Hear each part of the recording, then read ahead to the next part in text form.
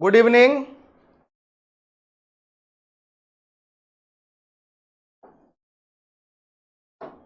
सभी लोग जल्दी से जुड़ जाइए भाई। पहले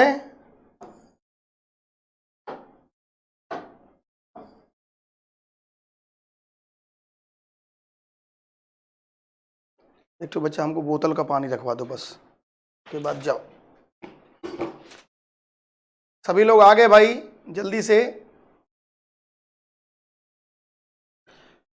कल थोड़ा सा आप लोगों से वार्तालाप करते करते आधा घंटा मैंने शायद आपका खराब कर दिया था, तो मैंने सोचा कि टुमारो आई विल मैनेज। तो मैंने कल ये सोचा कि आज मैनेज कर दिया जाए, तो आज उसको मैनेज करूंगा और मैनेज करके प्रयास करूंगा कि मैक्सवेल तक पहुंच जाएं, जिससे लोग ये ना कहें कि खाली सर कह के चले जाते हैं और काम नहीं करते हैं। तो मेरा प्रयास है कि आज हम लोग मैक्सवेल शुरू ना कर पाए तो कम से कम टच तो कर ही लें, हेडिंग तो डाल ही लें मैक्सवेल इक्वेशन। सब लोग आ गए? अभी नहीं आए, मुझे लगता है अभी आए नहीं लोग। कल हम लोग देखो एक डायग्राम तक पहुंच गए थे। हम लोगों ने कल एक डायग्राम बना दिया था।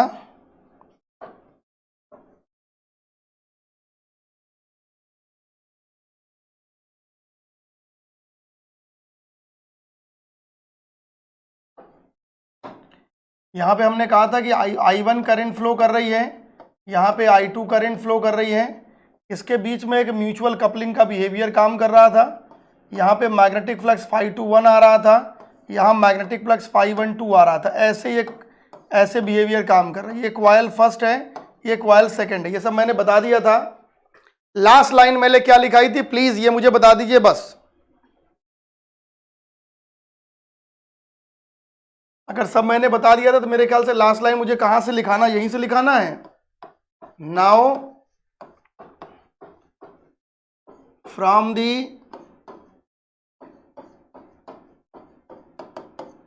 Property of mutual coupling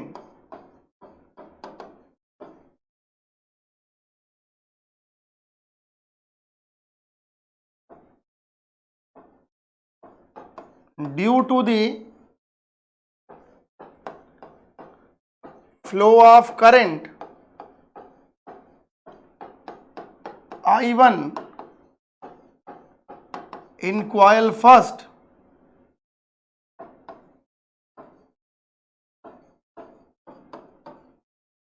magnetic flux will be developed या magnetic flux will be linked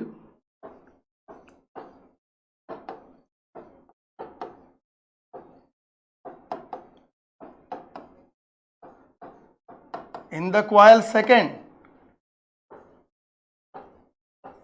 as well as due to the flow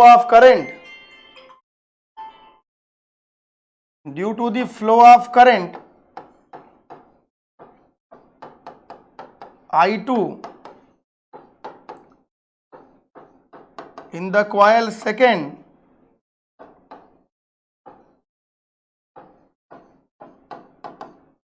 magnetic flux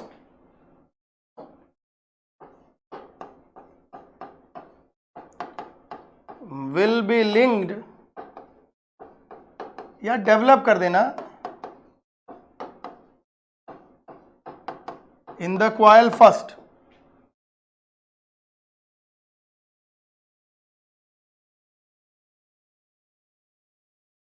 ठीक है कोई दिक्कत नहीं है।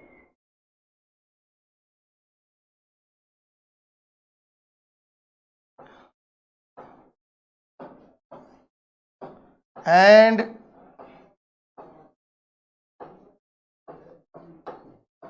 denoted as φ21 and φ12 implies that φ21 directly proportional to the I1 and φ12 directly proportional to the I2 implies that φ21 is equal to the M21 I1 and phi12 is equal to the m12। ये मैंने last turn पे आपको बेटा बताया है, बस केवल यम के करस्पॉन्डिंग बिहेवियर को जानना चाहते हैं। वी हैव टू मेक, हाँ तो फिगर तो कल बनाया है बेटा, फिर क्यों बनाओगे? राज बेटा कल तो फिगर बनाया था मैंने ना, तो फिर दोबारा क्यों बनाएंगे?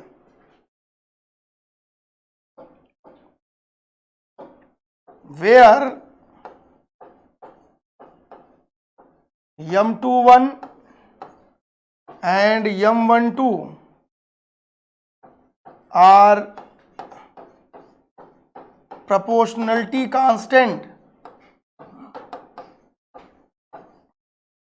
and known as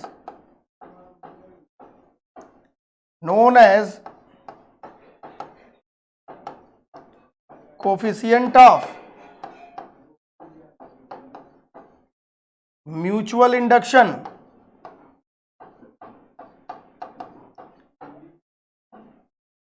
or also known as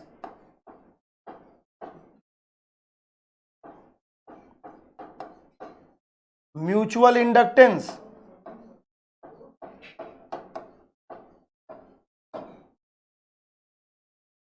ये हो गया इक्वेशन नंबर फर्स्ट, ये हो गया इक्वेशन नंबर सेकेंड।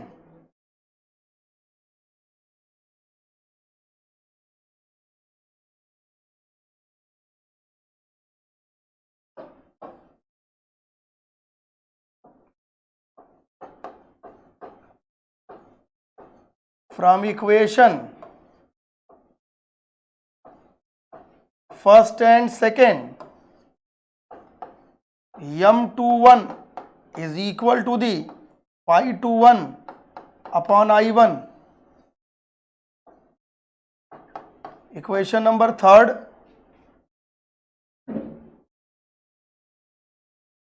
अब जरूरत नहीं कि उसको आप लिखें, और अगर चाहें तो लिख लें तब भी कोई दिक्कत नहीं है, कोई समस्या नहीं है। And m12 is equal to the phi12 upon I2। Equation number 4। यहां तक मुझे नहीं लगता किसी भी व्यक्ति को कोई प्रॉब्लम होनी चाहिए। कल मैंने आपको इसको अच्छे से बता दिया था, इसमें कोई समस्या नहीं होनी चाहिए।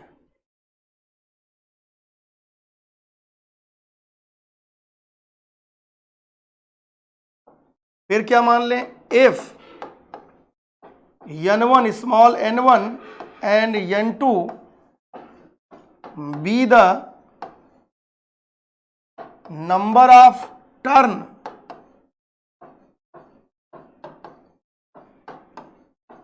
in the coil first and coil second, then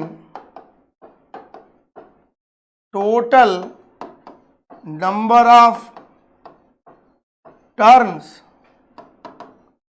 given as n1 equal to the n1 into L and n2 is equal to the n2 into L, या इसी को और करते हुए n1 बराबर n1 upon L and n2 बराबर n2 upon L, ये equation number 5 कर दीजिए। कल की तरह है, where capital N1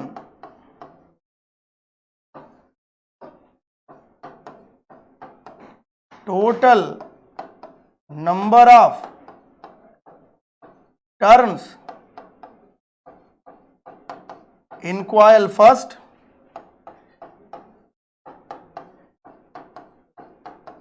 total number of turns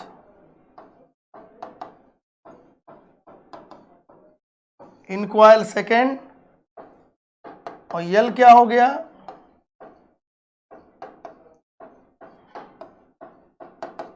length of coil,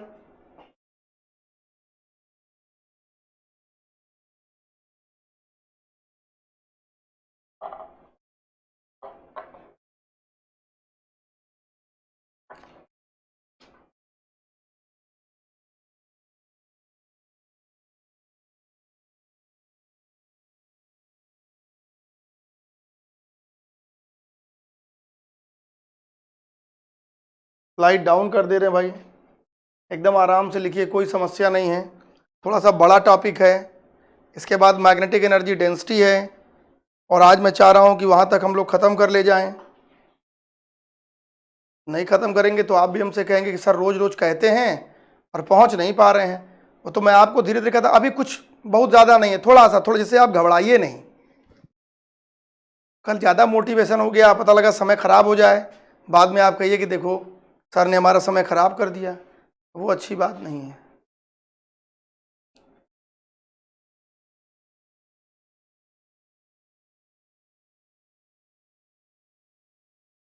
ठीक है, अब क्या कर दें, देखो, also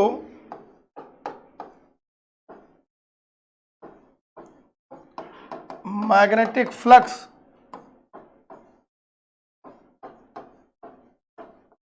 depends on the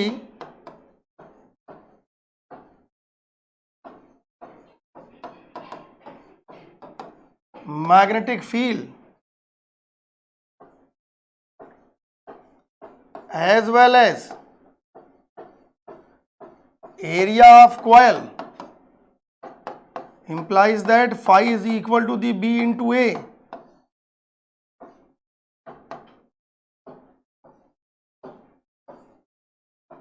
B क्या है आपका, ये एक्चुअली में मैग्नेटिक फील्ड कह लीजिए यहाँ पे, या इसी को आप वेक्टर नहीं लगा है तो इसको बोल सकते हैं मैग्नीट्यूड ऑफ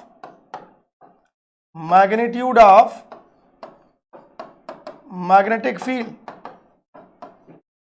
और कैपिटल ए क्या हो गया, area of coil. If capital N be the total number of turn,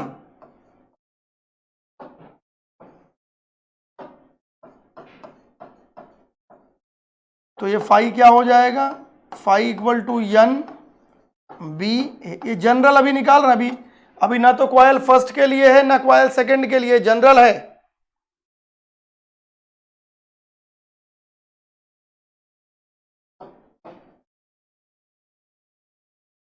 Now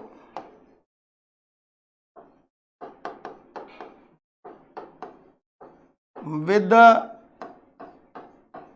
help of this magnetic flux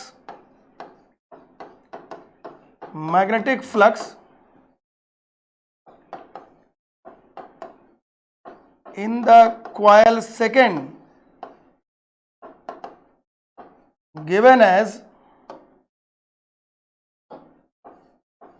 phi 21 is equal to the n2। अब B2 होगा कि B1 होगा बताओ,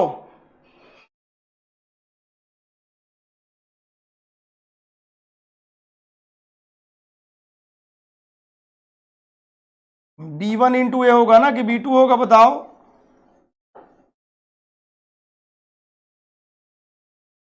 भाई ये देखो, ये मैग्नेटिक, देखो ये पहली कॉइल है और ये दूसरी कॉइल है, यहाँ पे नंबर ऑफ टर्न n2 है, यहाँ पे नंबर ऑफ टर्न n1 है, और फाई बराबर क्या है, NBA। तो इसके लिए निकालोगे तो फाई 21 बराबर क्या हो जाएगा, n2। एरिया वही रहेगा। बात बचती है B की, तो B किसका ले रहे हैं, ये जो यहाँ पे मैग्नेटिक फ्लक्स आ रहा है वो किससे आ रहा है, I1 से आ रहा है। तो जब I1 से आ रहा है तो इसके करस्पॉन्डिंग मैग्नेटिक फील्ड की बात करेंगे।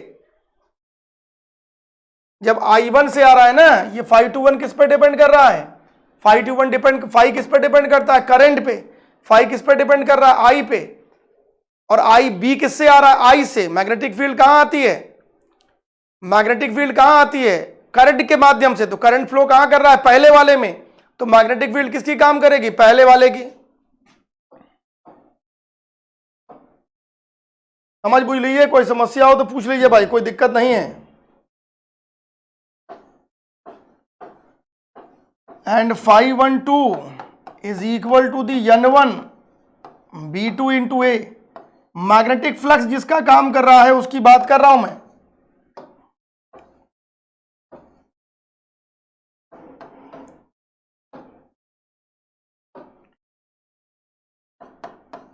इक्वेशन नंबर 6 हो गया। मैग्नेटिक फ्लक्स ध्यान दीजिएगा कि φ2 बराबर NBA तो है, φ21 किसमें, जिसमें φ21 निकाल रहे हैं, मतलब दूसरे वाले क्वाइल में मैग्नेटिक फ्लक्स का मान निकाल रहे हैं। तो दूसरे वाले क्वाइल में नंबर ऑफ टर्न क्या N2 है, वहां पे एरिया ऑफ द क्वाइल दोनों के लिए बराबर दिखा रहे हैं। और B क्या रखेंगे? तो मैग्नेटिक फील्ड किससे आती है? करंट से आती है। करंट किसका काम करेगा? पहले वाले का, क्योंकि उसी से दूसरे वाले में मैग्नेटिक फ्लक्स आया है। और दूसरे वाले में क्या हो जाएगा? पहले वाले में क्या हो जाएगा? दूसरे वाले से हो जाएगा। Mutual coupling.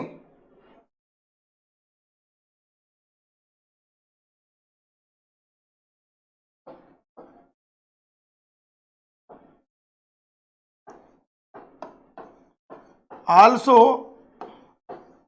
we have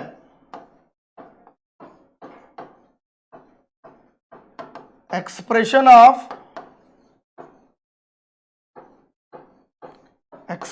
of magnetic field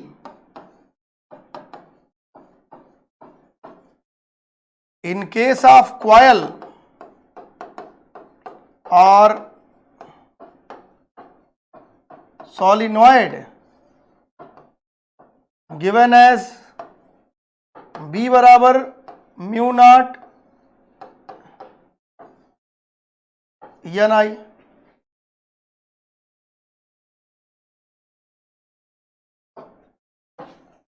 light down ही तो है बेटा, बहुत धीरे धीरे लिख रहे हैं, जिससे आप लोग, जो लोग न जुड़े हैं वो जुड़ जाएं, इसलिए मैं धीरे धीरे लिख रहा हूं।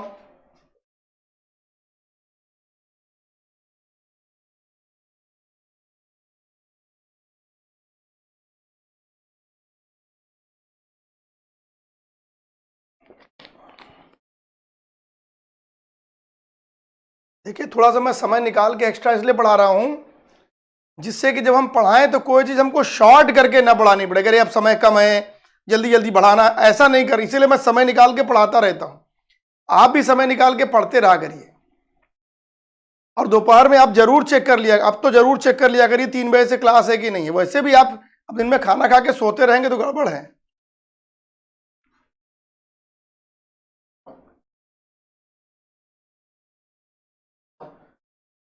तो क्या हो जाएगा? नीचे लिखो 10 B1 बराबर क्या हो जाएगा? Mu naught N1 into I1 and B2 बराबर क्या हो जाएगा? Mu naught N2 into I2।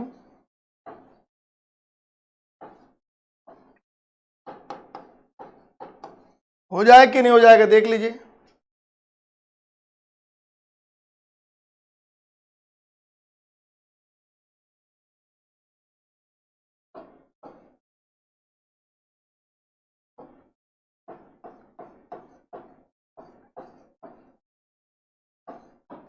Now putting the value of B1 and B2 from equation number 7 into equation number 6,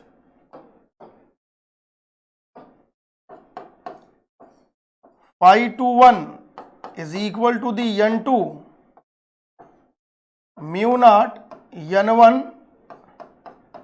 I1 into A implies that φ21 is equal to the mu naught N1 into N2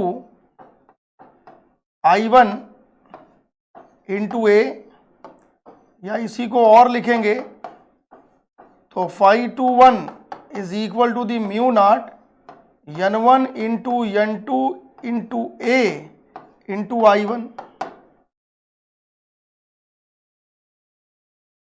और करके और बढ़ाना चाहेंगे तो phi21 is equal to the mu naught, और n1 का मान रख दो, कितना हो जाएगा n1 अपॉन यल, ये हो जाएगा n2 इंटू ए, और ये हो जाएगा I1, या इसी को और बढ़ा के थोड़ा सा एक्सरसाइज आगे बढ़ाते हुए इसकी कि phi21 is equal to the mu naught n1 into n2 into A upon L into I1। अब उसको आप एग्जाम में और कम भी लिख सकते हैं, एक साथ सॉल्व कर सकते हैं, वो आपके ऊपर है। इक्वेशन नंबर 8 हो जाएगा ये।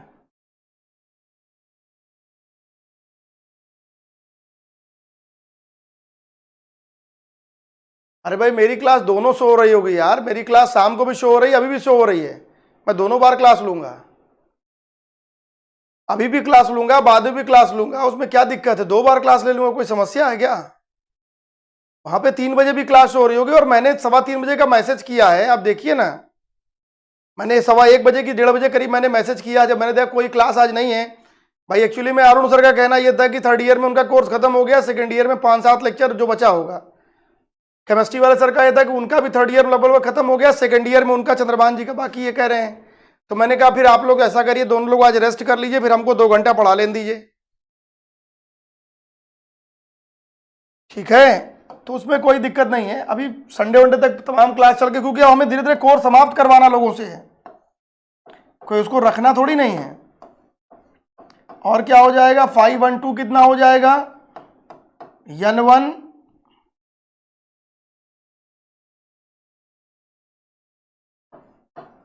म्यू नॉट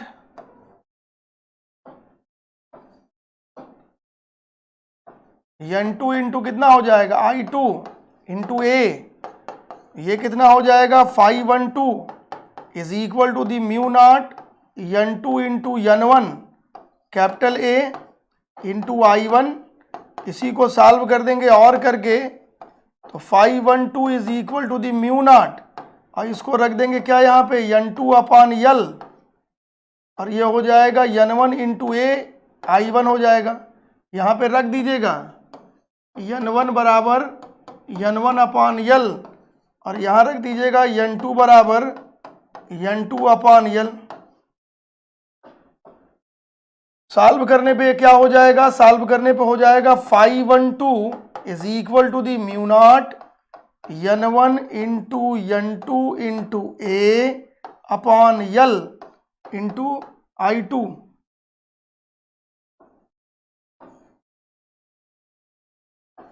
ये इक्वेशन नंबर 9 हो जाएगा।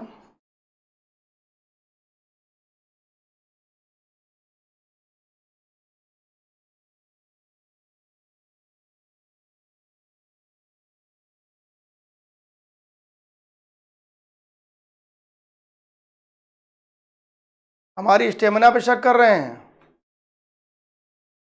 12 हो जाएगा इक्वेशन। 12 कैसे हो जाएगा भाई, मैं समझ नहीं पा रहा हूं। जो जिसका इक्वेशन हो रख लीजिए भाई। ये 7 मैंने यहां रखा था, ये 6 रखा था, 6 हो गया, 7 हो गया, ये 8 कर दिया, ये 9 कर दिया, I2 कर दिया, सॉरी I2 है, दिखाई नहीं पड़ रहा था।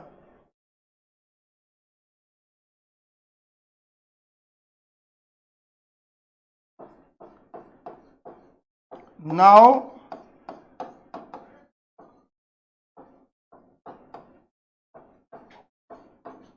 putting the value of phi21 and phi12 from equation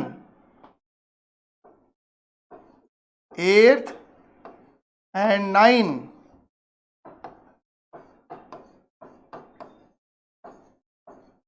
into the equation number किसमें, जो M12 वाला है, कौन सा हो जाएगा, जो M21 और M12 वाला है।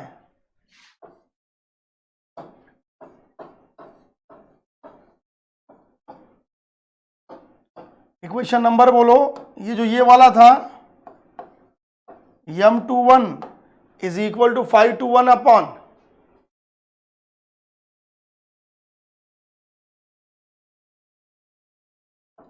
Mu naught n1 into n2 into capital A upon L into I1 और अपॉन में क्या हो जाएगा I1। तो ये मेरे ख्याल से I1 कैंसिल हो जाएगा, तो m21 is equal to the हो जाएगा mu naught n1 into n2 into ए अपॉन यल। इक्वेशन नंबर बोल दो भाई, किस में रखना है? 3, 4 में रखना है, रख दीजिए।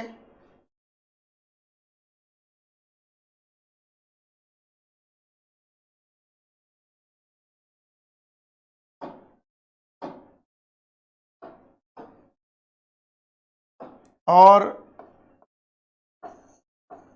एंड m12 बराबर क्या हो जाएगा? Mu naught n1 into n2 into ए अपॉन में यल, और ये हो जाएगा I2 और टोटल का पार्ट क्या हो जाएगा? I2, तो मेरे ख्याल से ये कैंसिल हो जाएगा, तो ये हो जाएगा m12 is equal to the mu naught n1 into n2 upon L into A.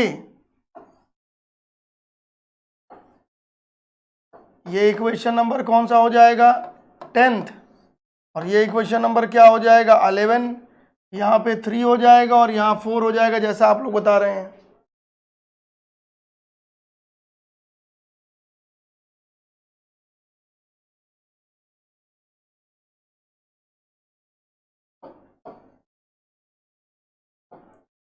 Now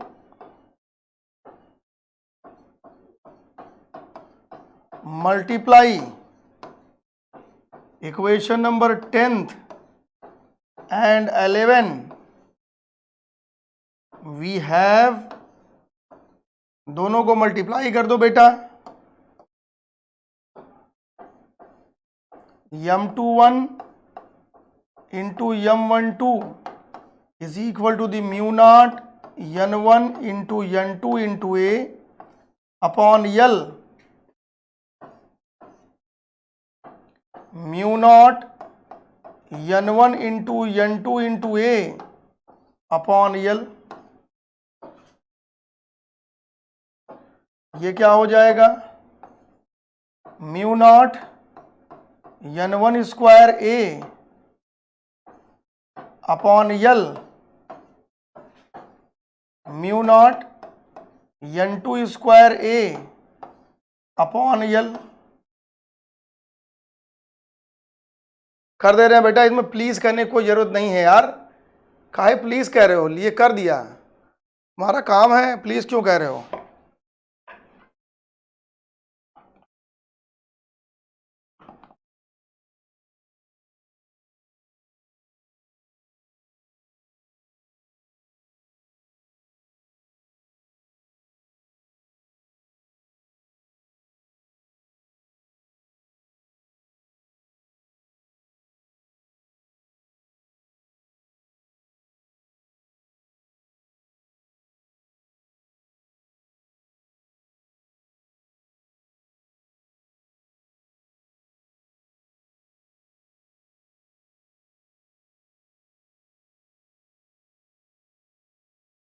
चलें आगे?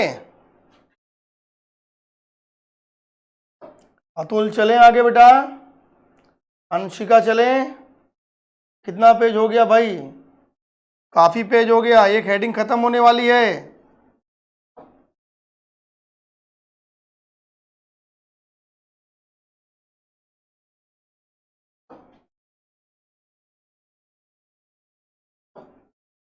यहां क्या मान लें? देखो here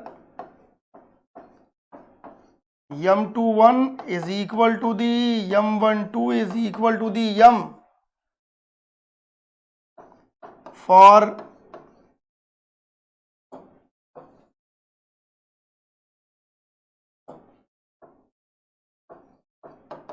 unit current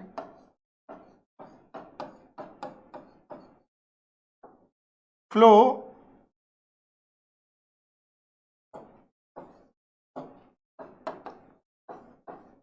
in coil first and coil second, और इससे अच्छा मैंने क्या कहा है, या इसी को और करते हुए और रेसिप्रोकैलिटी थ्योरम, इसका भी इस्तेमाल कर दीजिए वहां पे चाहे, तो क्या हो जाएगा, इसकी वैल्यू ये हो जाएगी, तो क्या निकल के आएगा, ये M into M is equal to the mu naught n1 square A upon यल,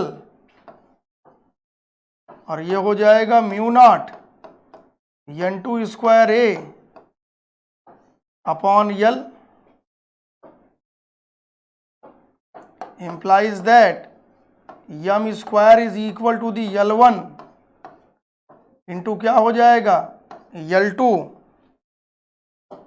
यहां लिख दीजिएगा L1 is equal to the mu naught n1 square A upon L, L2 is equal to the mu naught n2 square A upon L is self inductance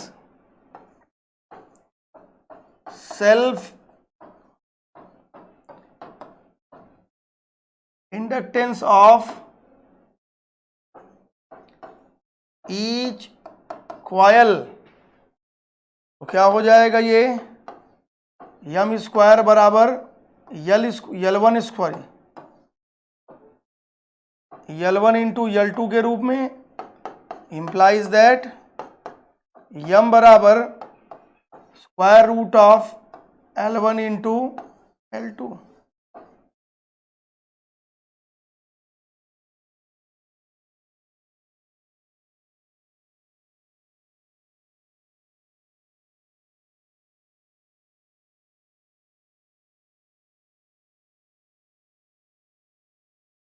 क्या हो गया राज, क्या हो गया, I don't understand what you say. वो रेसिप्रोकैलिटी में चाहे 1 में कर दें, जो भी कह दें, कोई दिक्कत नहीं है।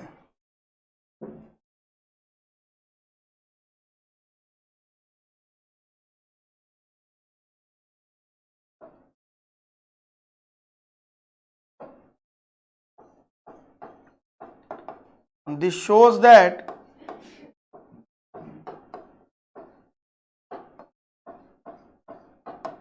कोफिशिएंट ऑफ म्यूचुअल इंडक्शन और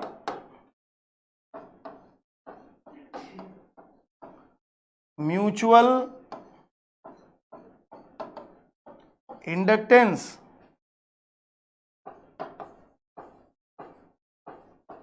is equal to the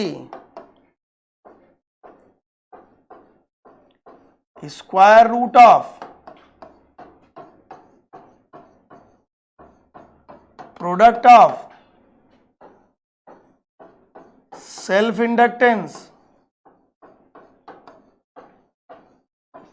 of each coil। इसके उसका इक्वेशन नंबर डाल दो भाई, उसका इक्वेशन नंबर डाल दीजिए जो भी है।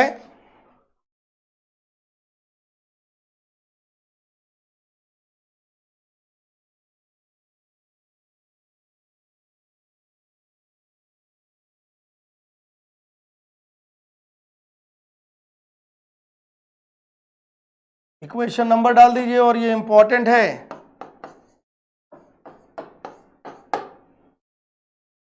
अभी आगे थोड़ा सा और लिखना है, फिर उसके बाद फिर दोबारा चर्चा करते हैं। नोट करके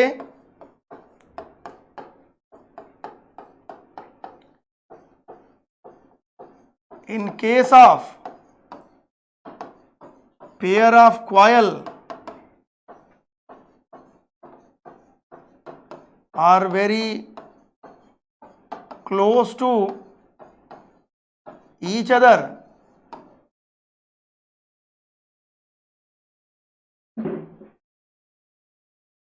very close to each other,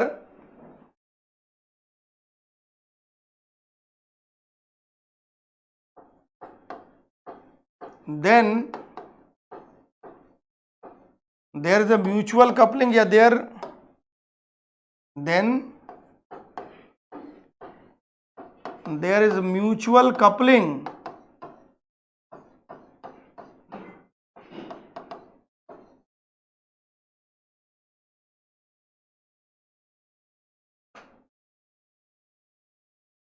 ठीक है।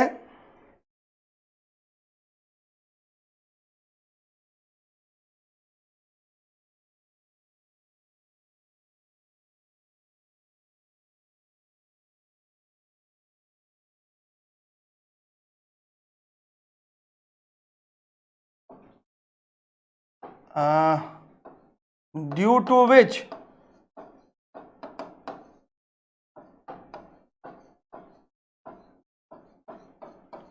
there would be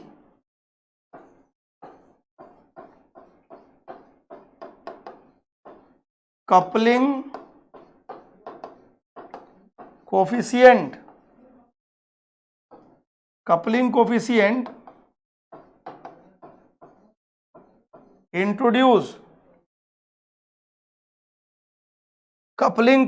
इंट्रोड्यूस कर जाता है।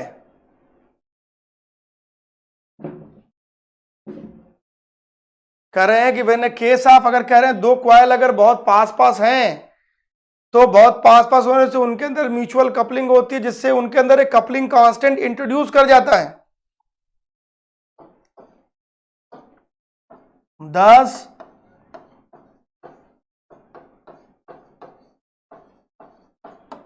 expression of mutual inductance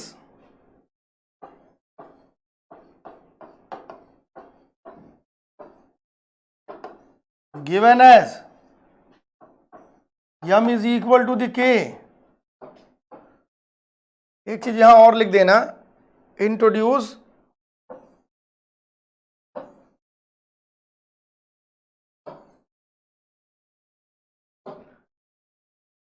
and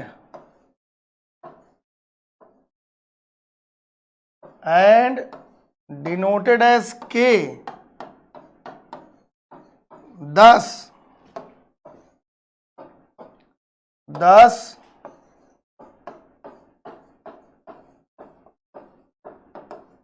expression of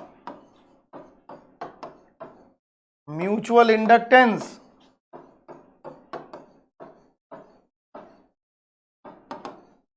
given as m बराबर k under root L1 into L2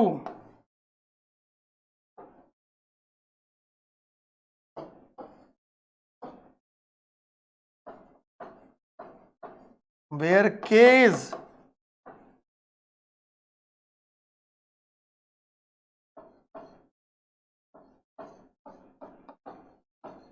coupling constant या कपलिंग कोफिशिएंट, जो भी कह लीजिए।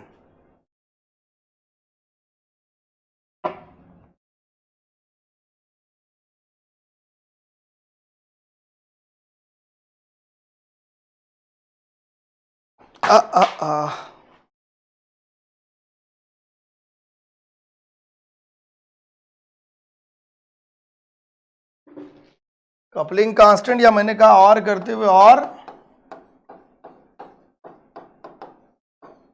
Coupling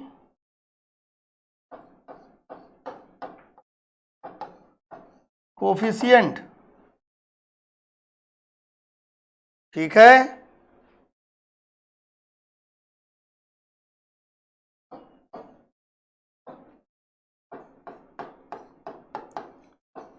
in general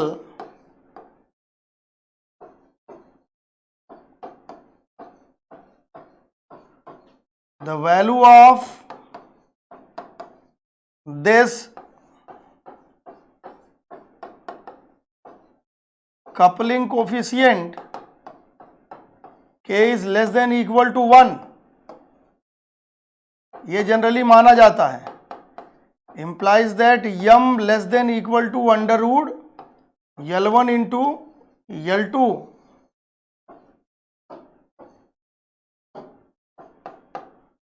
also for perfect coupling, मतलब मिसमैच नहीं हो रहा अगर है, k इज इक्वल टू 1,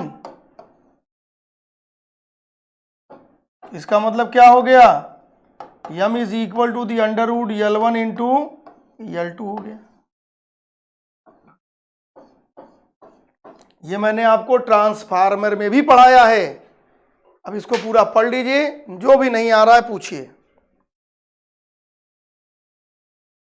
जो भी आपको समस्या हो इससे संबंधित आप पूछ सकते हैं। मैं अनसाल्ड पेपर भी देख लूं थोड़ा सा, अगर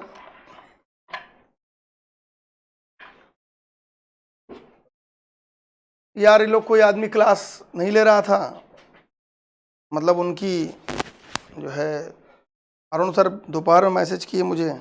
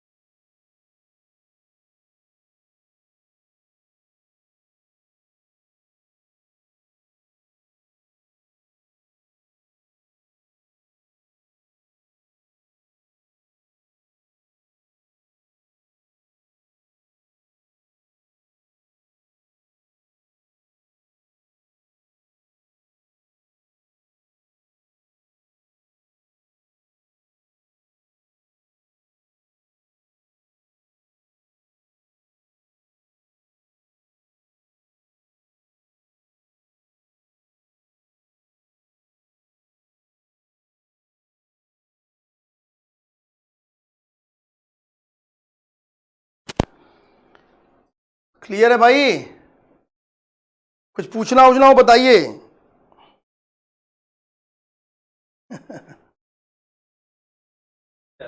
ये फर्स्ट ईयर में आपको इलेक्ट्रॉनिक पढ़ाते समय ट्रांसफार्मर के केस में पढ़ाया जाता है, और इलेक्ट्रोमैग्नेटिक थ्योरी में यही निकाला जाता है कि जो म्यूचुअल इंडक्शन या म्यूचुअल इंडक्टेंस है, उसको अगर पेयर ऑफ कॉयल के लिए तो सॉल्व करके देखा जाए तो ये दिखाई पड़ता है कि वो square root of the product of the self inductance of the each coil है।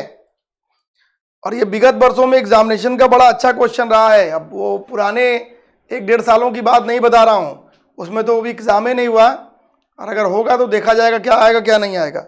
इसलिए थ्योरी पढ़े रहिए कि पता लगा अगर ऑफलाइन या नहीं, अगर ऑनलाइन भी एग्जाम होता है या मान लीजिए ऑफलाइन भी होता है तो 4 क्वेश्चन या 5 क्वेश्चन आएंगे, तो जरूरी नहीं कि छोटे छोटे क्वेश्चन आए, कोई बड़ा क्वेश्चन उन्होंने दे दिया तो उसके लिए आप प्रिपेयर रहिए, नहीं तो दिक्कत हो जाएगी।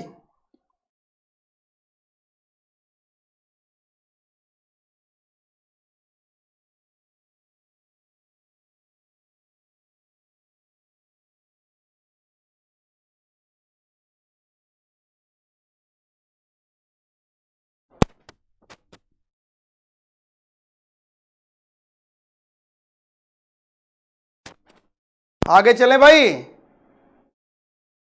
या तो हाँ कह दिए तो ना कह दिए, तो हम आगे पढ़ाना शुरू करें। Magnetic energy density,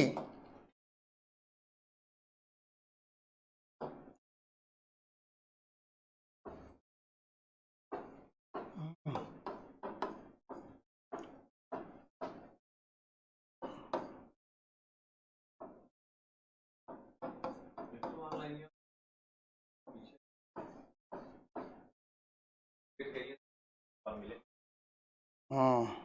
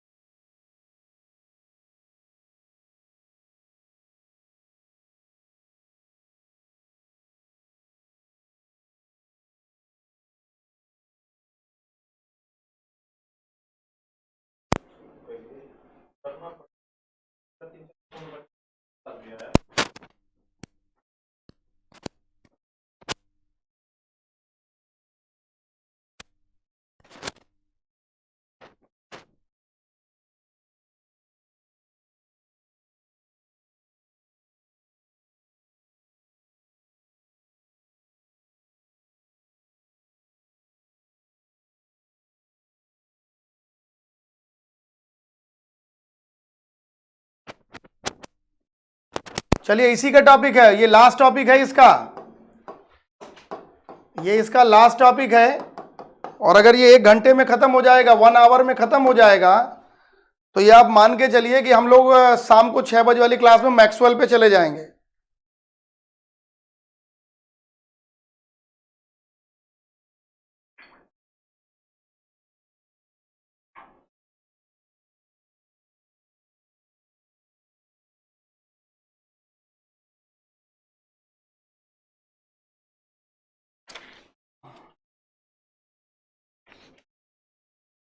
unsolved paper से संबंधित चीजें कुछ देख रहा हूं कि जो मेरे पास है ठीक है, इसमें सारे क्वेश्चन आ गए आपके।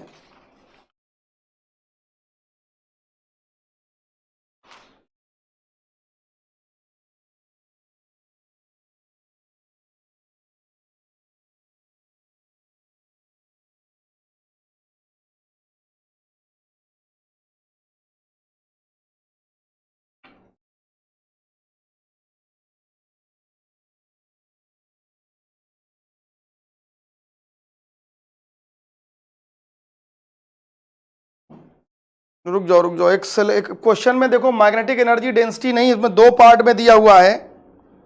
रुक जाइए थोड़ा सिलेबस 1 मिनट देख लूँ, 1 सेकेंड में सिलेबस देख लूँ थोड़ा सा। उसमें 2 पार्ट में एग्जाम में पूछता है भाई, गड़बड़ ना हो जाए। एक पता लगा पढ़ा दिया और एक छूट गया।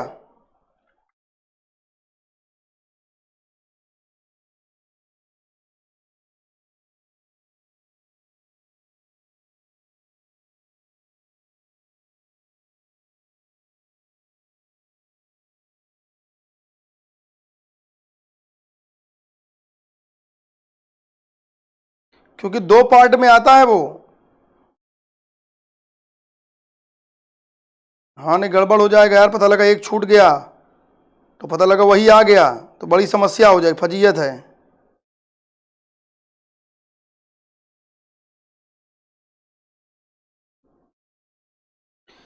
हाँ देख क्वेश्चन आता है, देखिए ऐसे कि पहले ये लिखो, पहले मैग्नेटिक एनर्जी डेंसिटी नहीं, ये दूसरे टॉपिक में पहले लिखो मैग्नेटिक एनर्जी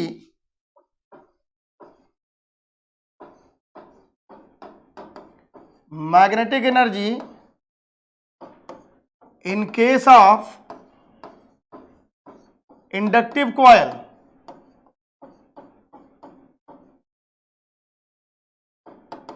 पहले ये टॉपिक लिखो नहीं तो ये तो अभी ये तो चला ही जाता तो गड़बड़ हो जाता फिर बेटा, फिर तुम कहते कि सर जी ने मुझे धोखा दे दिया।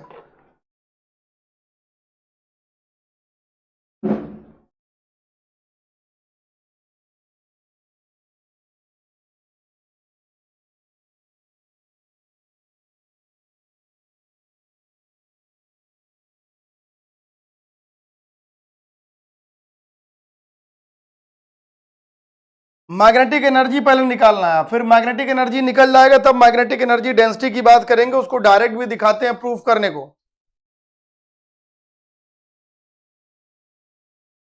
Right down an expression for the magnetic flux through a circuit C2 due to the unit current in the circuit C1। This question has been asked in exam. अभी ये सब क्वेश्चन के चक्कर में ना पड़िए, पहले सिलेबस पढ़ लीजिए।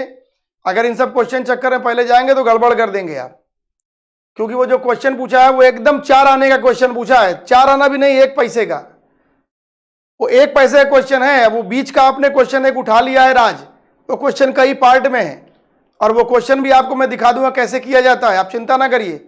बस जो मैं पढ़ा रहा हूं इसको पढ़िए, और अगर इसको पढ़ के वो सॉल्व कर सकते हैं तो कोई समस्या नहीं, क्योंकि जितनी भी क्वेश्चन आपके पूछे गए वो ये मेरे नोट्स कॉपी से कहीं बाहर नहीं है, बस उसको तोड़ा गया है। तोड़ा गया मतलब कि छोटे छोटे क्वेश्चन पूछे गए हैं उसमें से, और वो सारे क्वेश्चन का आंसर आपकी कॉपी में है, ये जाने रहिए। और वो मैं आपको करके दिखा दूंगा कैसे कॉपी में है, इसलिए अभी इन क्वेश्चंस की जरूरत नहीं है। अभी पहले हम लोग सिलेबस को पूरा किया जाए, क्या क्या है वो सब सिलेबस का ही पार्ट है, मैग्नेटिक फ्लक्स आपके सिलेबस का ही पार्ट है, उसको कराया जाएगा, बिल्कुल आप बिल्कुल निश्चिंत रहिए। लेट अस कंसीडर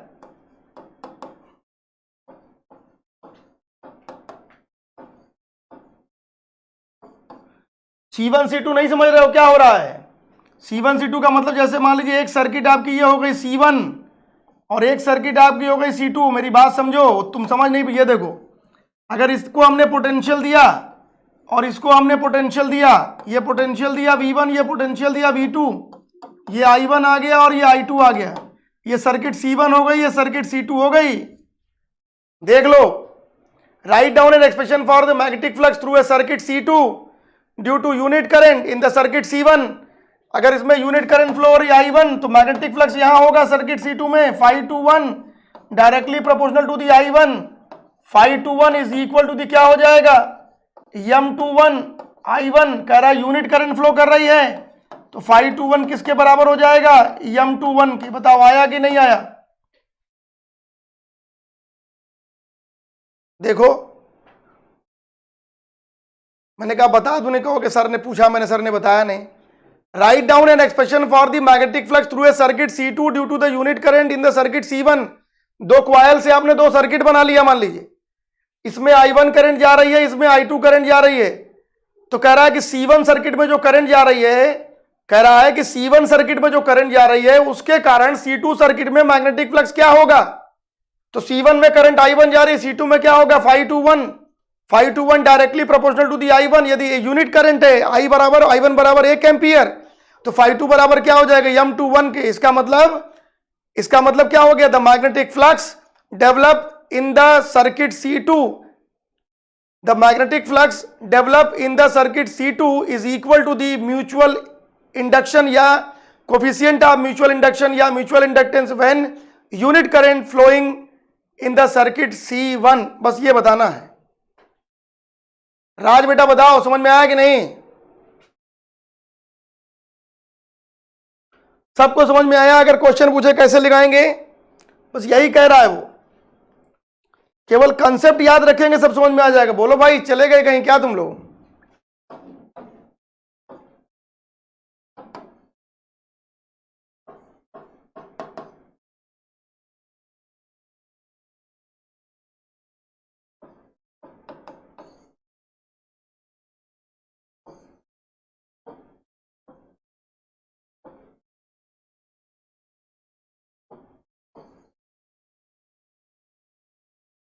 हाँ भाई, C1 C2 का मतलब क्वाइल से सर्किट बना लीजिए ना। C1 C2 का मतलब क्वाइल से सर्किट बना लीजिए आप भाई। इधर भी एक आपने पोटेंशियल दे दिया और इधर ही पोटेंशियल दे दिया, बस और क्या है। C1 C2 माने क्वाइल से सर्किट बना लीजिए भाई। कोई क्वाइल है अगर, तो अगर ये क्वाइल दिया सर्किट नहीं बना लेंगे, ये क्वाइल दिया हुआ है सर्किट बना लीजिए, एक पोटेंशियल दे दीजिए बस।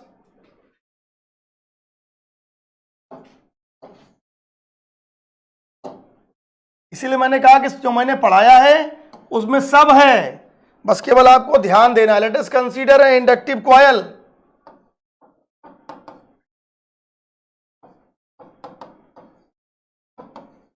which is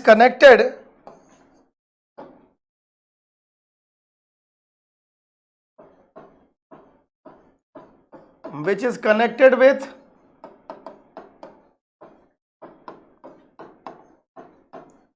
external potential और वोल्टेज सोर्स कह दो चाहे,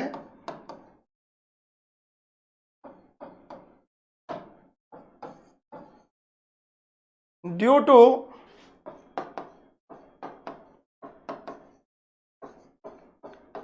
to this potential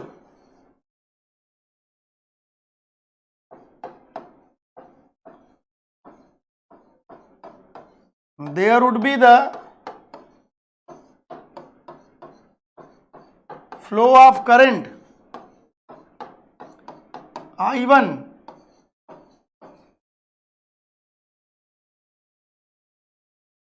and when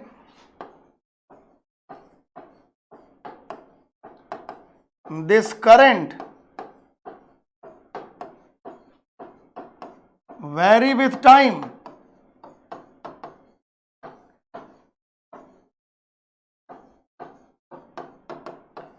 Magnetic flux linked within the coil. बार बार देखिए वही लिख रहा हूं.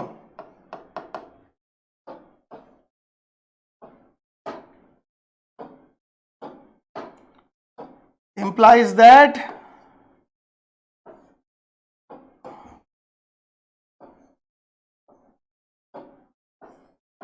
and denoted as phi.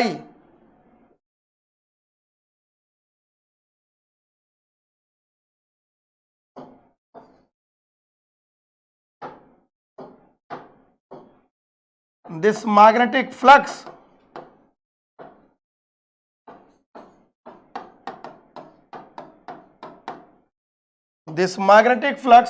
directly proportional to the directly depends on the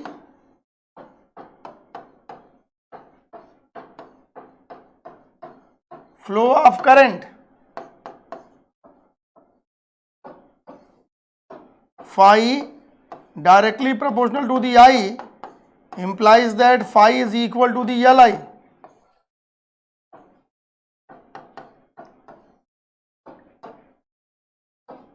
Where L is proportionality constant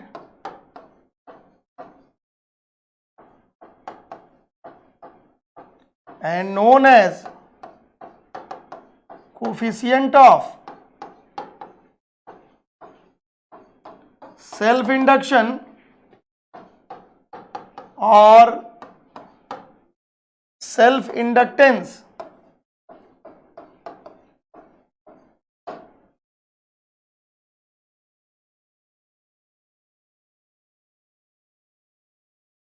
इतनी बात तो सबको पता है, बार बार बताने की जरूरत नहीं पड़ती है, पर फिर भी बार बार आप लिख लीजिए.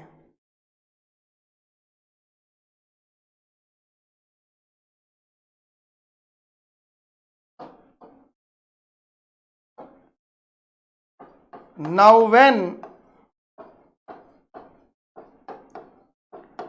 this magnetic flux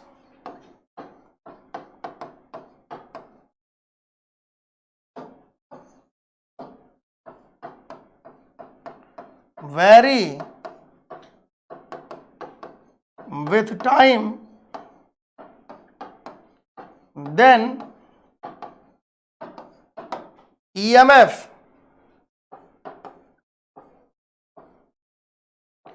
induced across the end of coil and denoted as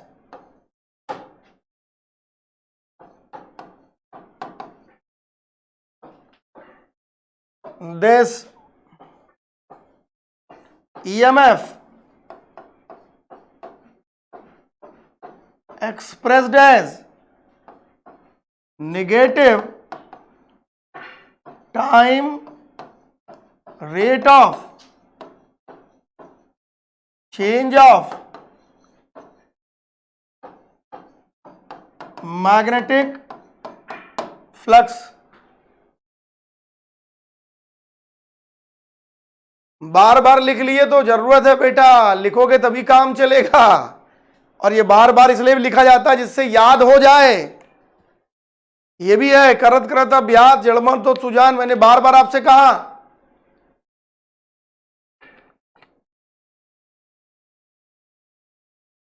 अब एग्जाम में आपको जैसे एक्सप्लेनेशन करना होगा वो आप करते रहिए. Equal to minus d phi upon D T,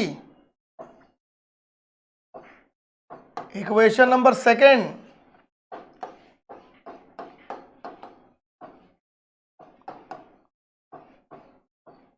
Putting the value of एक जगह आई का मान कुछ चेंज करना पड़ेगा। चलो अभी देखते हैं। Putting the value of phi from equation second, sorry from equation first into equation number second. जैसे इलेक्ट्रोस्टैटिक एनर्जी निकाले थे वैसे ही निकाल रहे हैं। अगर याद है तो आपको minus D upon D T L I या ई बराबर minus L d I by D t, equation number third. बाकी यहां लिख दीजिएगा कि नेगेटिव साइन क्या बता रहा है। ये सब आपको बता चुके हैं, बार बार लिखने की जरूरत वहां नहीं है, आप अपने से लिख दीजिए।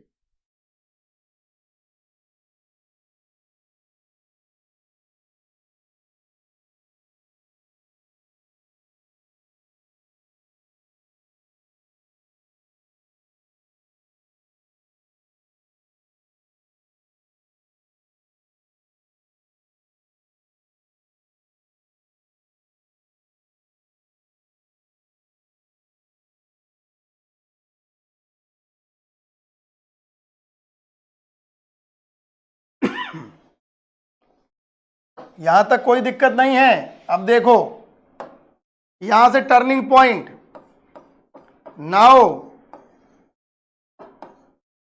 Let us find the work done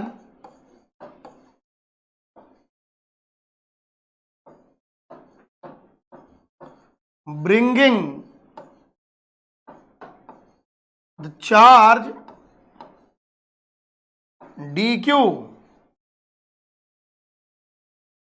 क्या फाइंड करने जा रहे हैं? फाइंड करने जा रहे हैं क्या? बोलो।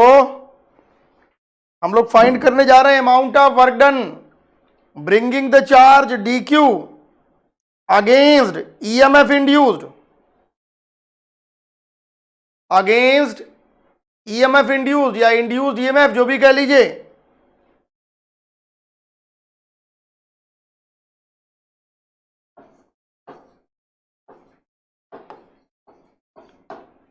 अगेंस्ट ईएमएफ इंड्यूस्ड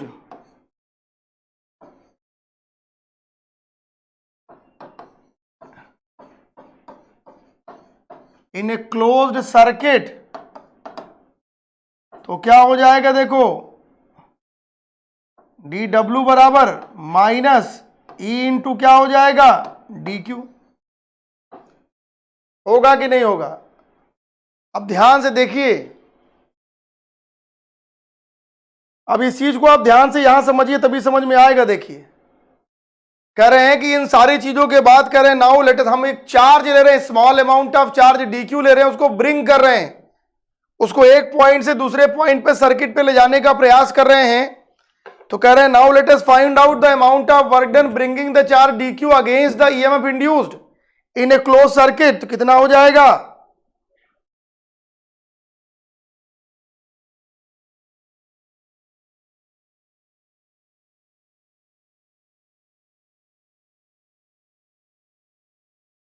बोलो।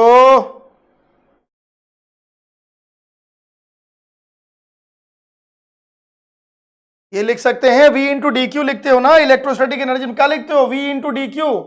ईएमएफ क्या है? V के टर्म में और अगेंस्ट कह रहे हैं। Equation number 4,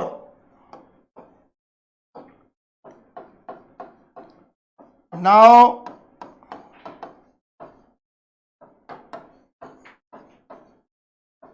putting the value of E from equation number 3rd,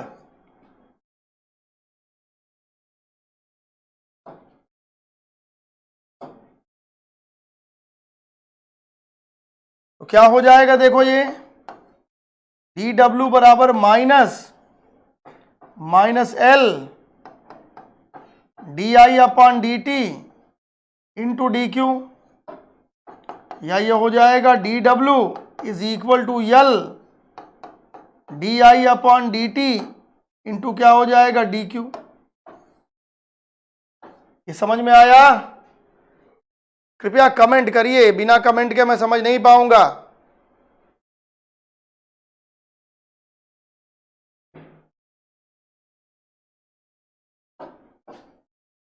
इसी को क्या लिख सकते हो और करके, डी डब्ल्यू बराबर L D Q upon D T, और ये हो गया डी आई। इसको क्या लिख देंगे, डी डब्ल्यू बराबर यल कैपिटल आई डी आई, क्योंकि आई बराबर क्या लोगे, D Q upon D T, time rate of change of करें फ्लो ऑफ चेंज ऑफ जो है चार्ज के रूप में। इक्वेशन नंबर 5, किसी भी चार्ज को ब्रिंग करने में एक स्थान से एक मैग्नेटिक कॉइल के एक एंड से मान लीजिए दूसरे एंड पे सर्किट पे ट्रेवल कराने में जो वर्क डन हो रहा है वो अगेंस्ट द कह रहे हैं ईएमएफ होगा। उल्टा चार्ज को यहां से यहां ले जाएंगे, ईएमएफ क्या करेगा, उसका विरोध करेगा वो across the end of the coil पे, तो वो क्या हो गया V इंटू क्यू। यहां वोल्टेज को हमने V को हमने ईएमएफ से दिखा दिया है, ठीक है। अब इसको क्या कर दीजिए, टोटल वर्क डन निकाल दीजिए।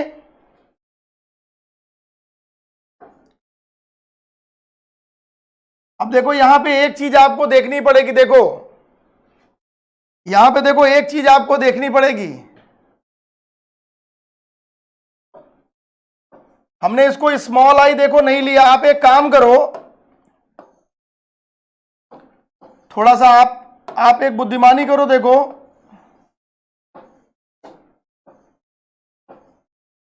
सभी लोग इधर सुनिए, वैसे मैंने कहा था ना, या तो इसको हम लोग स्मॉल आई लेके चलते, स्मॉल आई, इसको हम लोग आई नॉट कर दो, 1 नहीं इसको आई नॉट करो, या तो स्मॉल आई कर दीजिएगा एग्जाम में या आई नॉट कर दीजिएगा।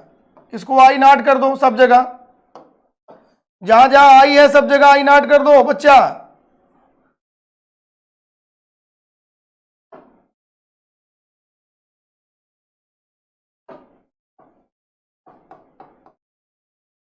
जहां जहां कैपिटल आई था वहां सब जगह आई नॉट कर दो। क्यों हम बता रहे हैं अभी ना,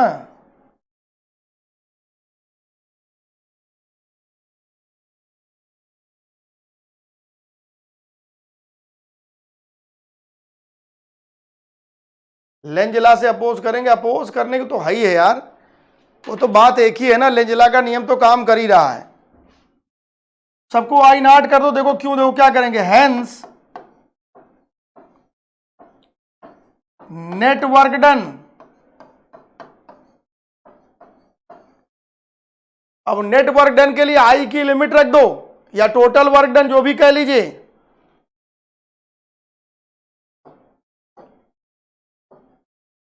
नेट वर्क डन या इसी को क्या कह सकते हैं, टोटल वर्क डन।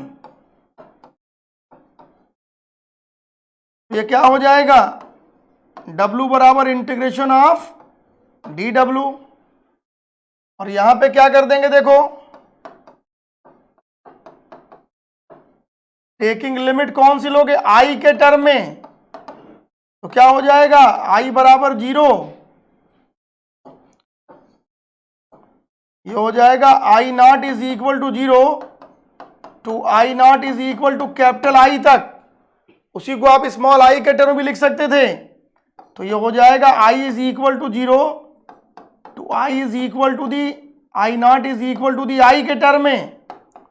ये क्या हो जाएगा, W बराबर integration of I naught is equal to the 0 I naught is equal to capital I, तो ये हो गया 1/2 L I naught D I naught. कितना हो जाएगा ये, W बराबर 1/2 यल आई स्क्वायर हो जाएगा। या तो उसको स्मॉल आई ले लिए होते, अगर स्मॉल आई नहीं ले पाए हैं तो इसको हमने क्या कर दिया, 0 टू कैपिटल आई कर दिया।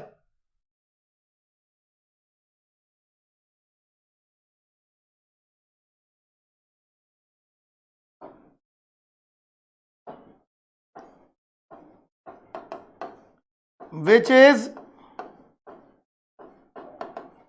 required expression of work done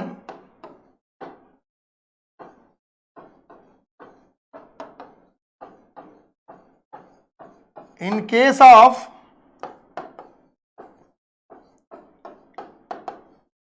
inductive coil also, पहले इतना लिखो, रेफरिंग करा दें,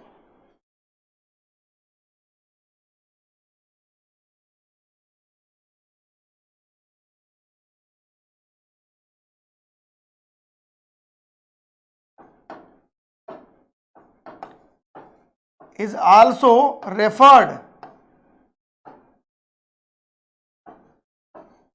या आल्सो नोन ही कर दो, coil also known as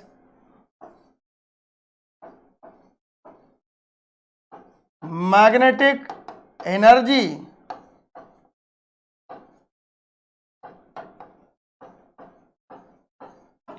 in case of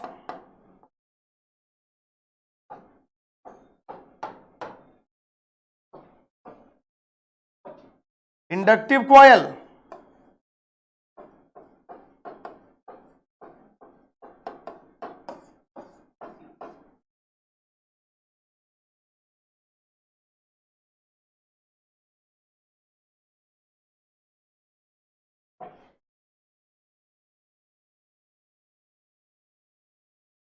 और इसके बाद जो है फिर वही तुम्हारा एक वो बचता है जो मैंने तुमको बताया कि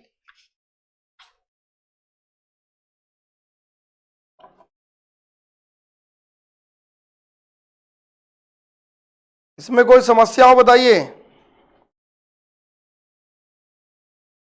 ये पहले मैंने निकाला मैग्नेटिक एनर्जी,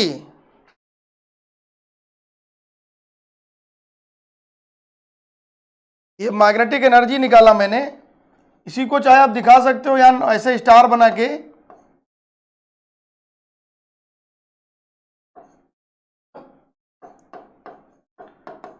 दिस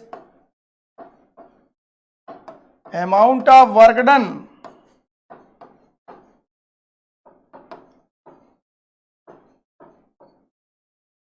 ऐसे नहीं, this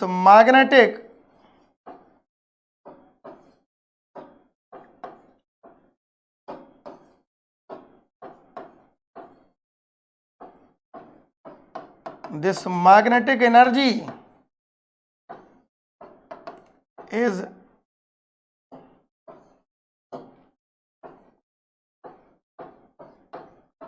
denoted as U,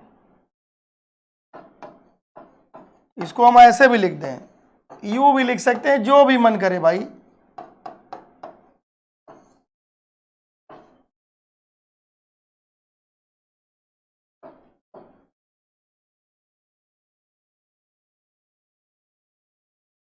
network done से क्या बताएं, बताओ। नेटवर्क डन ये हो गया बेटा, तो नेटवर्क डन में क्या वेरी के सेल्फ, ये तो वेरी क्या, करंट, भाई करंट वेरी करेगी, इसका मतलब चार्ज वेरी करेगा, और जितना टाइम के रिस्पेक्ट में चार्ज वेरी करेगा उसके करस्पॉन्डिंग करंट का वेरिएशन होगा। चल नहीं रहा है क्या? एक सेकंड रुक जाइए, हम बुला लें।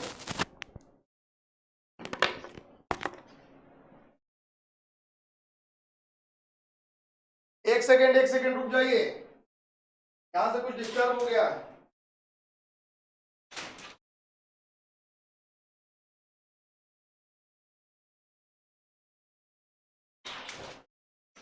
हाँ तो चल रहा बाबू, यहां रुक गया है, तो प्लेबैक फेल हो गया। इक्वेशन 5 से ही बता रहे हैं, एक मिनट रुक जाओ।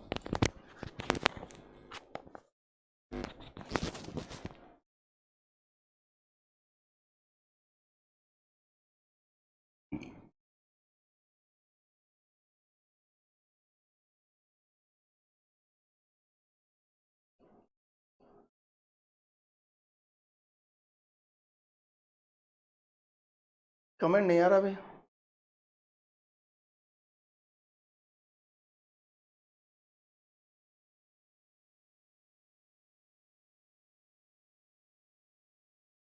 सही है, इक्वेशन 5 में देखो क्या कर रहे हैं, इक्वेशन 5 में हम करंट I बराबर D Q upon D T होता है। तो भाई जब टाइम के रिस्पेक्ट में चार्ज का flow, rate of flow of charge बढ़ेगा घटेगा, तो इसका लिए इसका लिमिट किसकी लेंगे, करंट की लिमिट ले लिया हमने और उसको इंटीग्रेट कर दिया। और तुमको मैंने ये बता दिया पहले से कि या तो स्मॉल आई लेके चलेंगे या तो आई नॉट कर दीजिएगा। तो आई नॉट करेंगे तो लिमिट लेने में थोड़ा आसानी हो जाएगी, नहीं तो फिर आई ले लेंगे तो लिमिट लेने में दिक्कत हो जाएगी। ठीक है,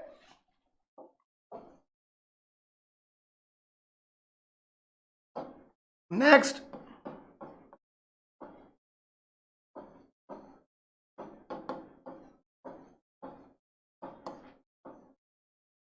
मैग्नेटिक एनर्जी डेंसिटी। अभी हमने मैग्नेटिक एनर्जी निकाला, ऐसे देख लीजिए, हालांकि वो तो वॉल्यूम के टर्म में, या देखो मेन क्या आता है यहां पे, show that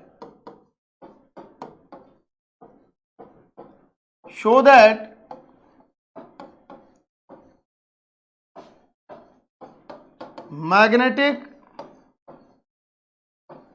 energy density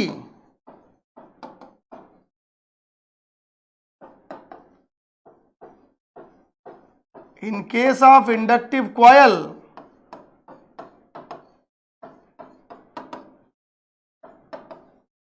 is 1/2 mu naught h square।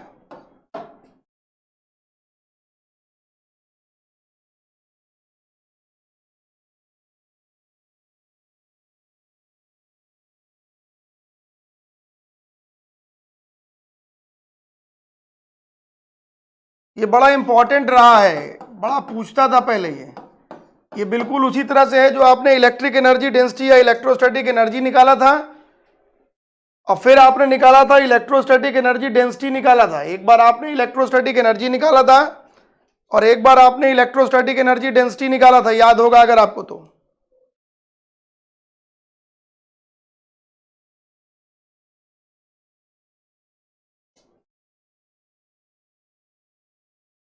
अब जो पढ़ाना स्टार्ट करने वाले उसमें 1 घंटा लगना है, 1 घंटे से कम नहीं लगेगा, जान लीजिए। आधा घंटा इधर मान लीजिए और बाकी शाम को 6 बजे वाली क्लास में हो जाएगा, आज ये काम खत्म हो जाएगा।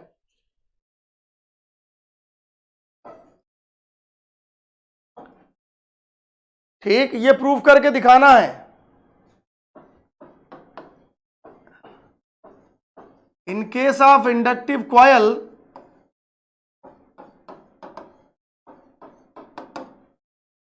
लिखिए, पर्दा बंद कर दो, तो चमक रहा। In case of inductive coil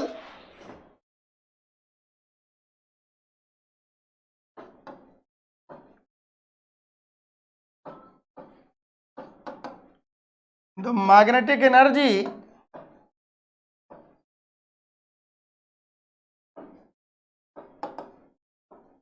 given as U equal to 1/2 LI square, हमने W की जगह U लिख दिया।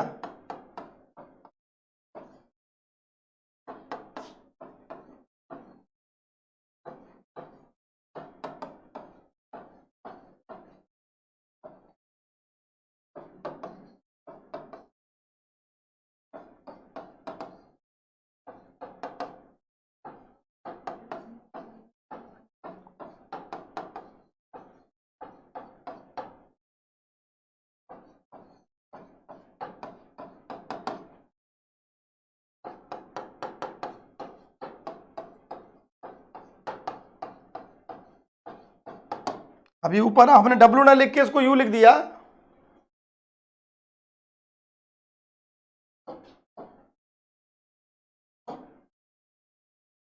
ठीक,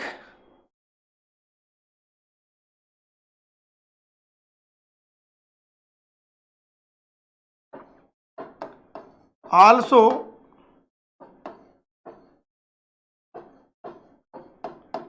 magnetic flux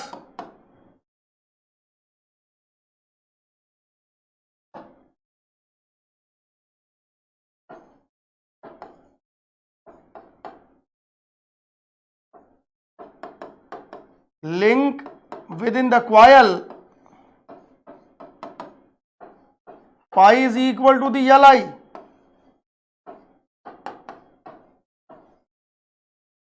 equation number second,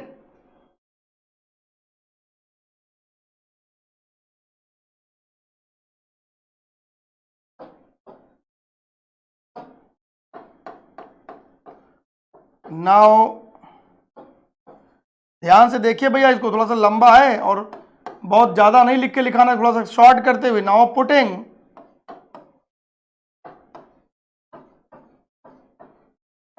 the value of equation second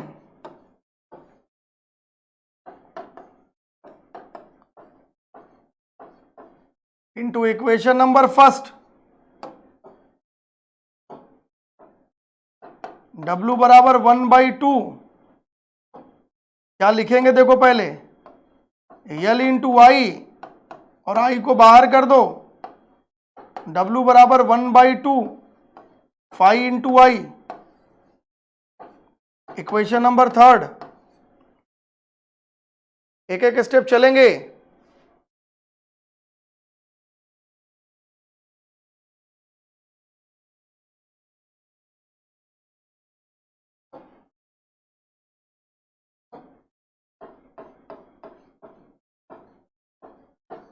Now we have magnetic flux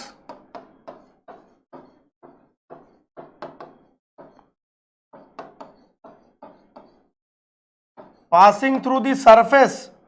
ये बिल्कुल ऐसे ही है, देखो जैसे आप आयलर इक्वेशन पढ़ते हैं, बस उसी फॉर्म में केवल काम करना है, उसी तरीके, मतलब वो नहीं है, शॉर्ट काम करना है और चीजों को बताना है।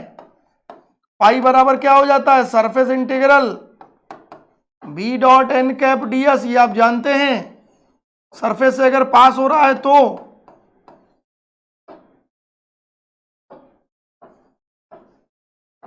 बी क्या हो गया, magnetic field vector n cap unit vector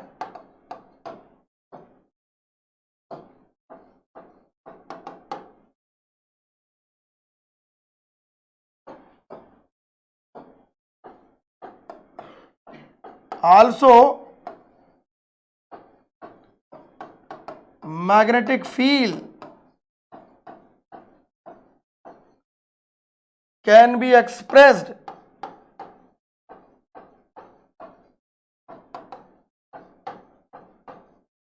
in terms of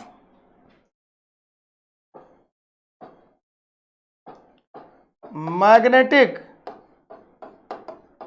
vector potential, कह रहे हैं ये इस रूप में, B बराबर डेल क्रॉस ए,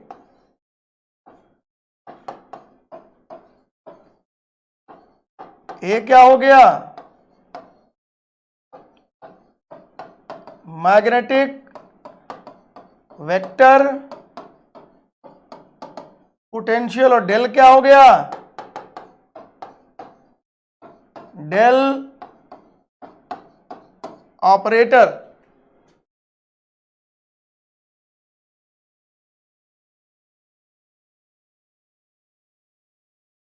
पुटिंग के बाद समझ में नहीं आया, अरे बाप रे बाप, तो सब तो मतलब चार हम फांसी लगा लें यार, है वो यल इंटू आई, आई को मैंने बाहर कर दिया, अंदर यल आई कर दिया यार, फाई बराबर एल आई लिख दिया करो, समझ में नहीं आया, हद है भाई, ऐसे करोगे, इतनी देर से पढ़ा रहा हूं, अगर ऐसे करोगे तब तो बड़ा गड़बड़ है।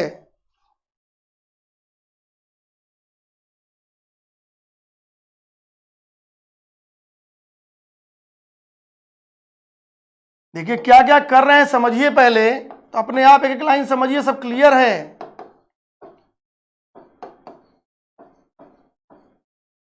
Putting the value of B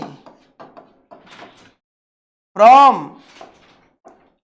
equation number fifth into equation number fourth, क्या हो जाएगा, pi equal to surface integral del cross A dot N cap D S equation number 5th 6th,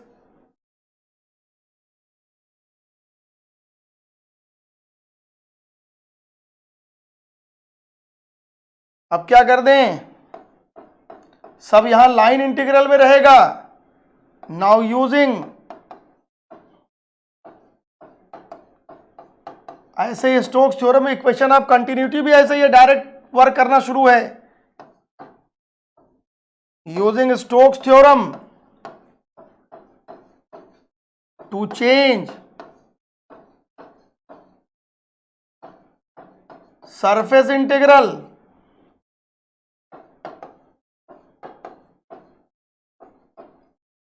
into line integral,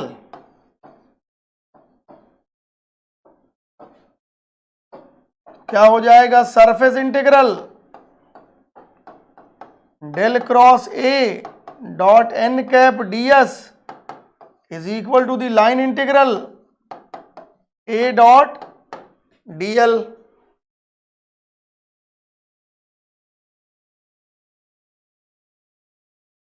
को ऐसे लगा दो, circuit closed ही रहेगी भाई, circuit बन रही, क्वायल ले रहे हैं ना, इसका मतलब क्या हो गया, सर्किट इज क्लोज्ड ही है, क्योंकि सिंपल क्वायल में करंट का फ्लो नहीं होता भाई, क्लोज सर्किट में होता है। इक्वेशन नंबर 7,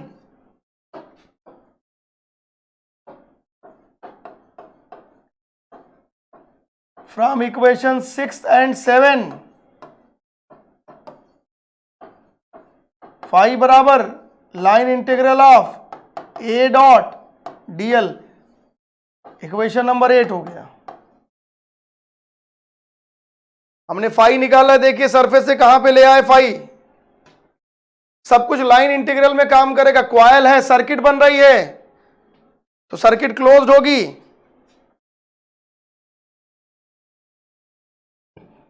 अब ये कहां ले जाएंगे, ये ऊपर रखेंगे यू वाले में,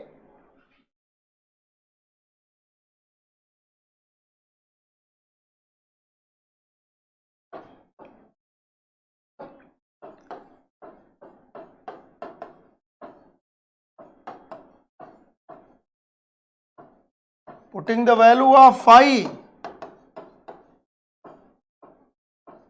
from equation number 8 into जो u वाला इक्वेशन है, u बराबर 1/2 फाई आई वाला,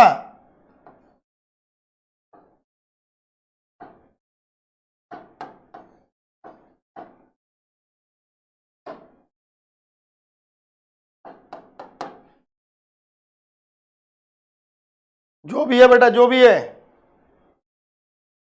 जो भी इक्वेशन है वहां रख दीजिए।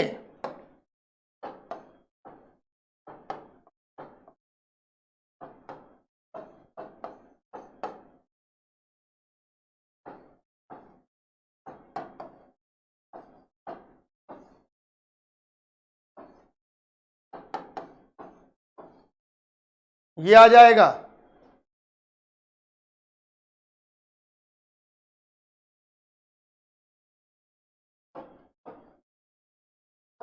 अब देखो, now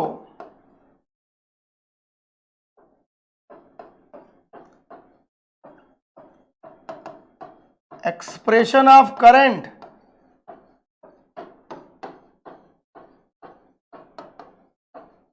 passing through the surface, I बराबर surface integral J dot N cap D S, equation number 10, फिर रख दो इसको,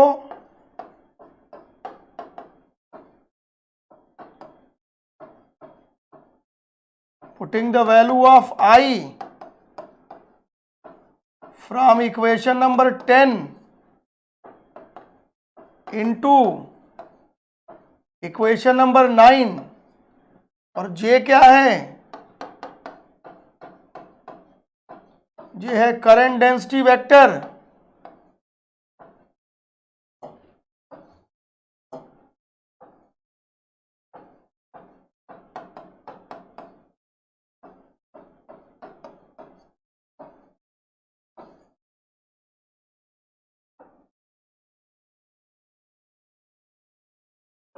क्या हो जाएगा?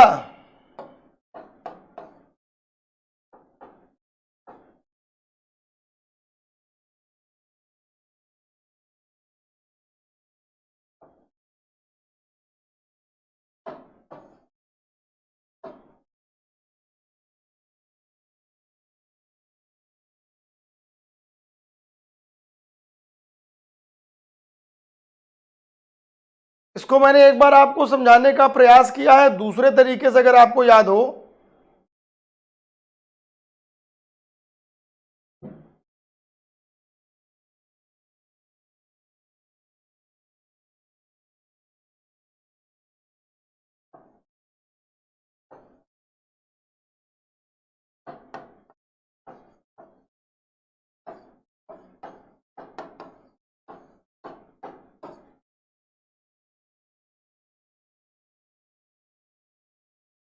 ऐसे आ जाएगा।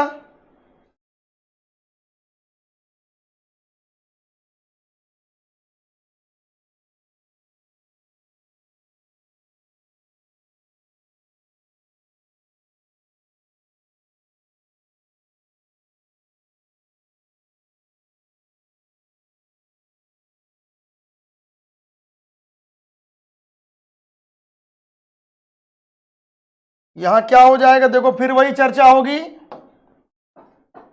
Here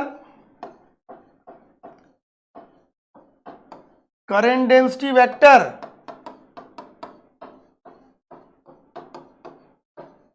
J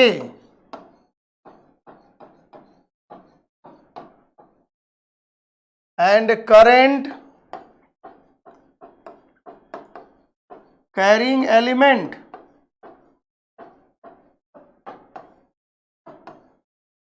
lies in same direction,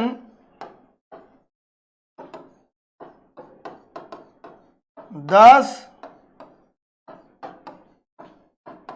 they can interchangeable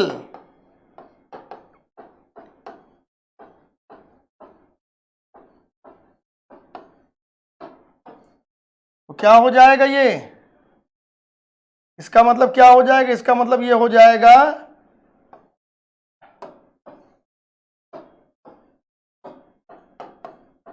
u is equal to 1/2 surface integral line integral. इसको ऐसे लिखो, a डॉट जे और dl dot n cap ds।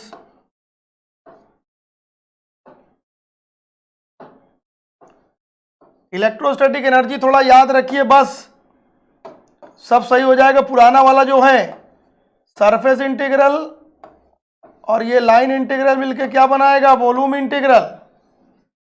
और dl dot n cap ds मिलके क्या बनाएगा? वॉल्यूम।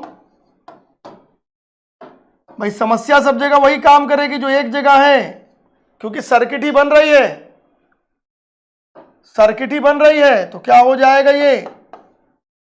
u बराबर 1/2 volume integral a dot J और ये हो जाएगा dv।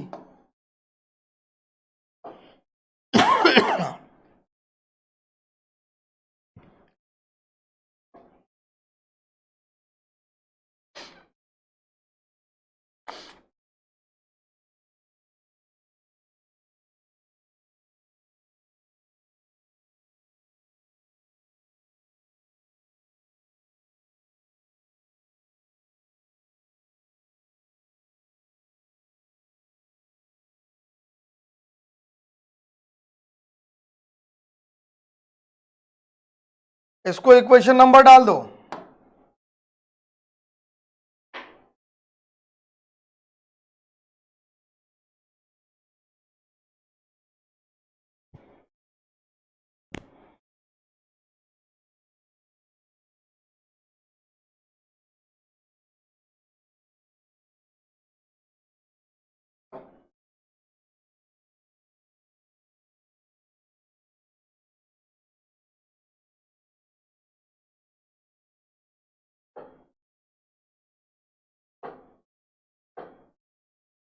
अब देखो,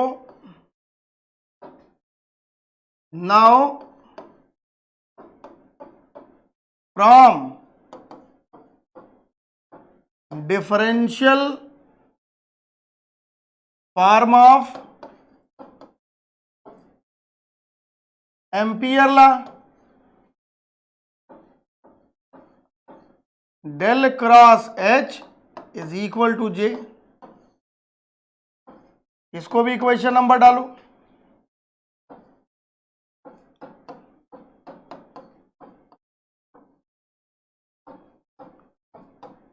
मैग्नेटिक फील्ड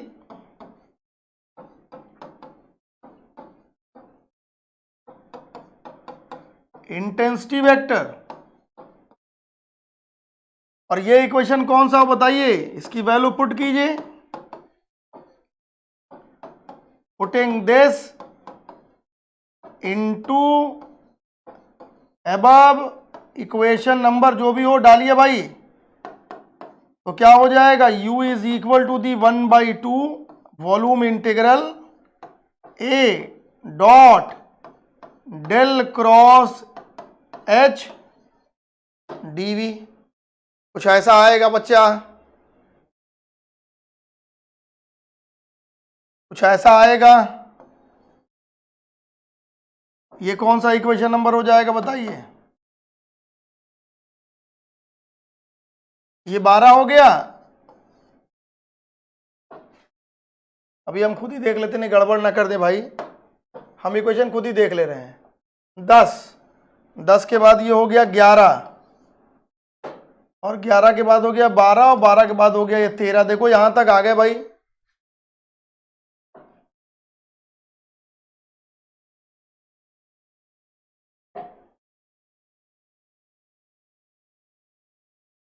अब देखो यहां क्या करेंगे, बिल्कुल इलेक्ट्रोस्टैटिक एनर्जी की तरह है, देखते चलिए अगर ध्यान है तो, कुछ अंतर नहीं है। नाउ यूजिंग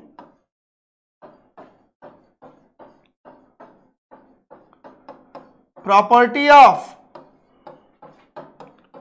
वेक्टर कैलकुलस या वेक्टर प्रॉपर्टी जो भी है, डाइवर्जेंस आप क्या लिखते हो, कर्ल के रूप में।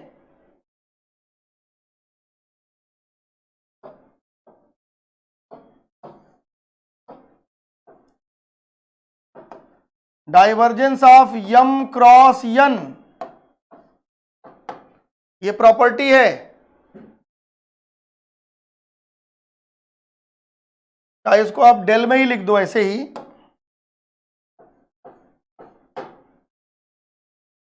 तो क्या हो जाएगी प्रॉपर्टी ये, यन डेल क्रॉस यन कर्ल एम माइनस यम कर्ल एन होती है। यन कर्ल यम माइनस यम कर्ल यन, ये प्रॉपर्टी होती है कि नहीं बताइए। डॉट आउट रहता है कि नहीं देख लीजिएगा।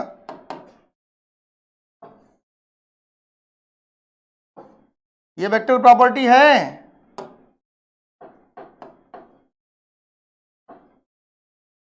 यम को दिखा दीजिए डेल से, नहीं ए है ना,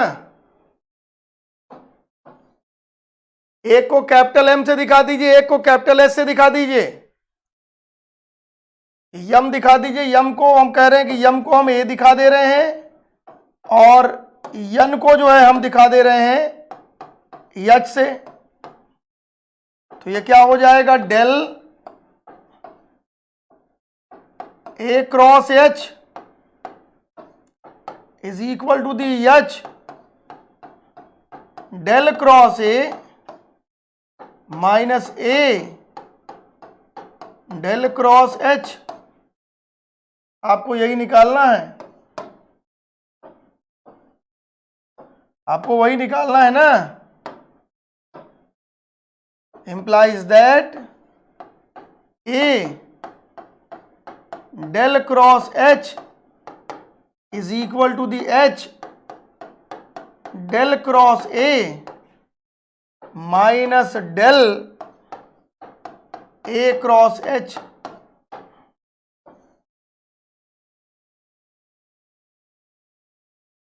ये इक्वेशन नंबर 14 हो गया।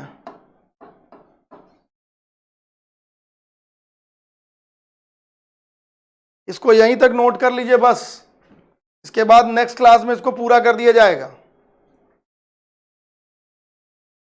इसको यहीं तक नोट कर लीजिए, इसको नेक्स्ट क्लास में पूरा कर दिया जाएगा, ठीक है।